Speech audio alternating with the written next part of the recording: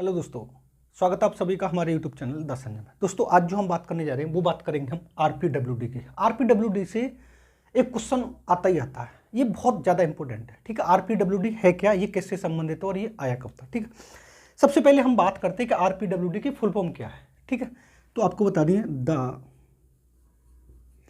Right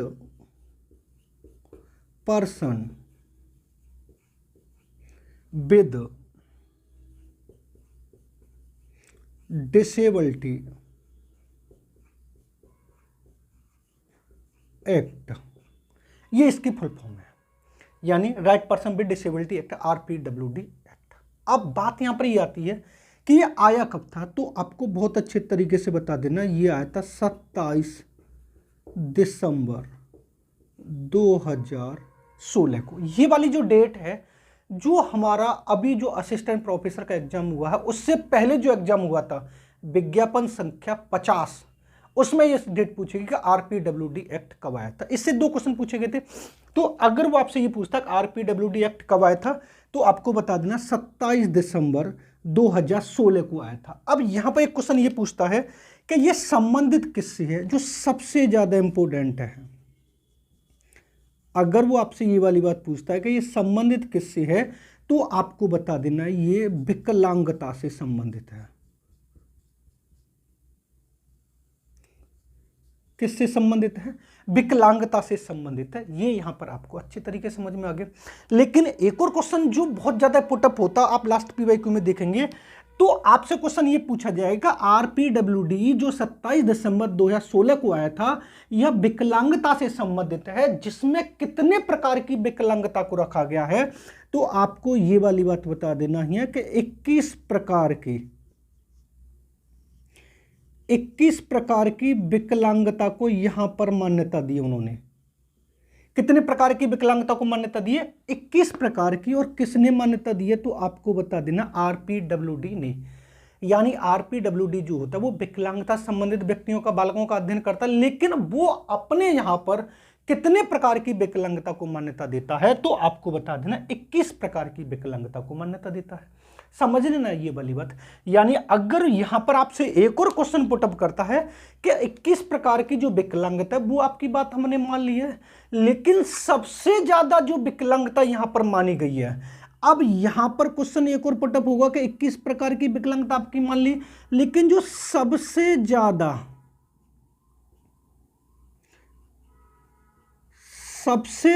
जो विकलांगता मानी जाती है, वो कौन सी मानी जाती है? तो आपको बता देना है दृष्टिबाधिता,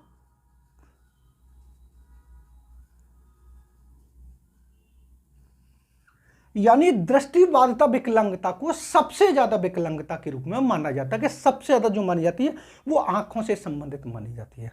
आपने लुई ब्रेले का नाम सुना होगा, जिन्होंने ब्रेल लिपि विधि का आविष्कार किया, जिसमें हम स्पर्श के माध्यम से अध्ययन करते हैं।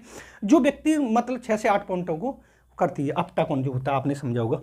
लेकिन अब थोड़ा सा यहां पर हमें यह समझना होगा कि मान लीजिए अगर हम आरपीडब्ल्यूडी एक्ट की बात करते, आरपीडब्ल्यूडी एक्ट,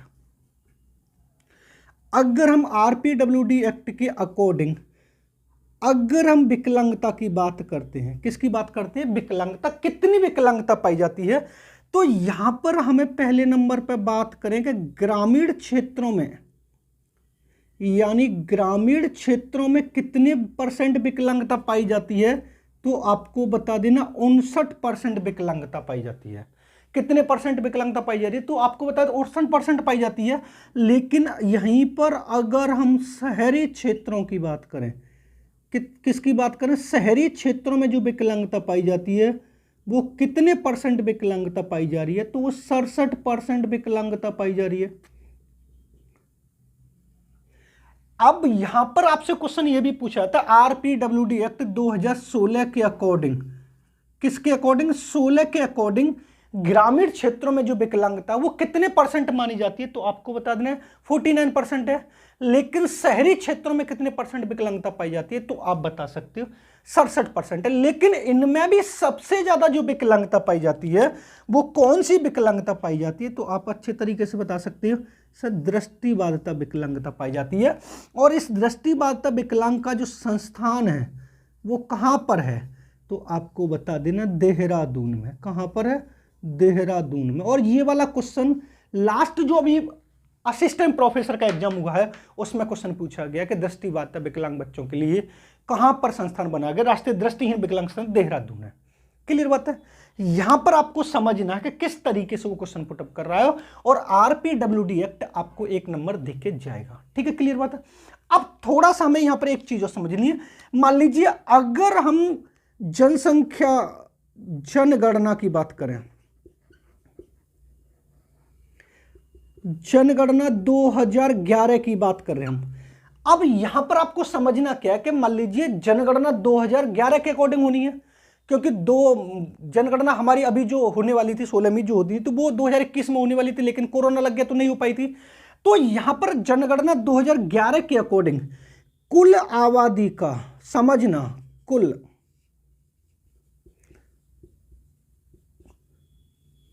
आबादी की विकलांगता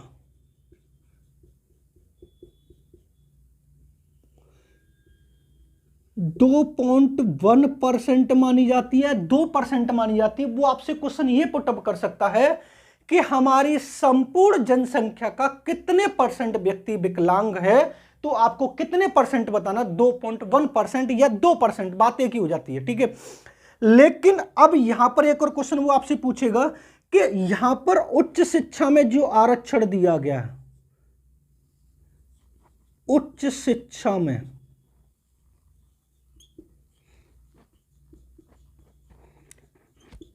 इन विकलांग बच्चों को जो आरक्षण दिया गया है वो कितने परसेंट दिया गया है, तो वो 3% आरक्षण दिया गया है।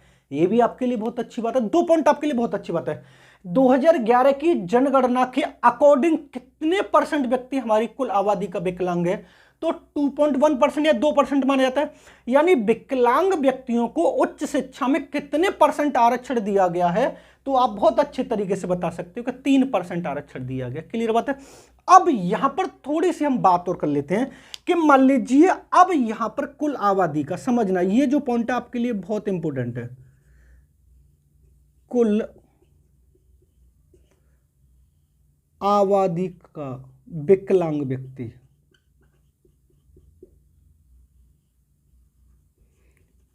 अब समझना क्या, ये जो मैं पॉइंट लिख रहा हूं क्या हमारी कुल आबादी का अकॉर्डिंग 2011 के चल रहा है, अभी दूसरी जनगणना हमारी हुई नहीं, नेक्स्ट वाली, तो कितने परसेंट व्यक्ति है, तो मैं आपको बता दे रहा हूं 2.68 करोड़ व्यक्ति विकलांग है।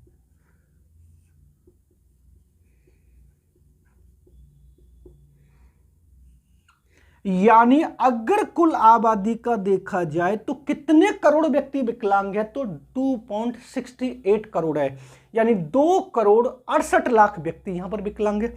लेकिन यहीं पर अगर मैं आपसे इनको डिवाइडेड करूं तो यहां पर आपको बता देना है 1.5 करोड़ जो है वो कौन है, तो आपको बता देना पुरुष हैं। और दूसरे पॉइंट 1.68 जो करोड़ है वो हमारे कौन है, महिला हैं। वो कौन है, हमारे महिला है। ये चीज भी आपको अच्छे तरीके से समझ लेनी है। आरपीडब्ल्यूडी एक्ट बहुत इंपॉर्टेंट पार्ट है। अब यहां पर आपको समझना क्या है कि आरपीडब्ल्यूडी एक्ट किससे संबंधित है, तो आपको बता दें विकलांगता से है। यहां पर ही आया कब था, 27 दिसंबर 2016 को आया था। आरपीडब्ल्यूडी एक्ट में कितने प्रकार की विकलांगता को रखा गया है, तो आपको बता देना 21 प्रकार की विकलांगता को रखा गया है। लेकिन इसमें सबसे ज्यादा जो विकलांगता पाई जाती है, सबसे ज्यादा जो विकलांगता पाई जाती है वो कौन सी पाई जाती है, दृष्टिबाधित जो बच्चे होते हैं वो सबसे विकलांग व्यक्ति पाए जाते हैं। इसका संस्थान कहां पर है, तो आपको बता देहरादून में, जो अभी पीवाईक्यू हुआ पेपर हुआ असिस्टेंट प्रोफेसर को उसमें पूछा गया है। अब आरपीडब्ल्यूडी एक्ट 2016 के अकॉर्डिंग ग्रामीण क्षेत्रों में जो व्यक्ति निवास करते हैं वहां पर कितने परसेंट विकलांगता पाई जाती है, तो आपको बता दें 49%। लेकिन शहरी क्षेत्रों में कितने परसेंट पाई जाती है, तो आप बताएंगे 67%। लेकिन अगर हम 2011 की जनगणना को देखते हैं तो 2011 की जनगणना के अकॉर्डिंग कुल आबादी का कितने % व्यक्ति विकलांग है? तो आपको बता देना 2% व्यक्ति विकलांग है। उनको उच्च शिक्षा में कितने % आरक्षण दिया गया? तो आपको बता 3% आरक्षण दिया गया। अगर वो फिगर में पूछता है कि कितने करोड़ व्यक्ति विकलांग है, तो आपको बता 2.68 करोड़ व्यक्ति विकलांग है, जिसमें से 1.5 करोड़ जो है वो मेल हैं और 1.18 करोड़ जो है वो फीमेल है।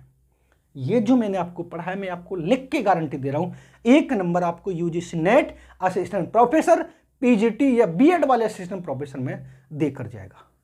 ये समझ में आया तो वीडियो को लाइक करो, शेयर करो, चैनल पर नए हो चैनल को सब्सक्राइब कर लें, बेल आइकन ऑल को प्रेस कर लें, जिससे आने वाले वीडियो का नोटिफिकेशन आपको मिलता रहे। मिलते हैं नेक्स्ट वीडियो में। धन्यवाद। आप चाहे तो इसका स्क्रीनशॉट ले सकते हैं।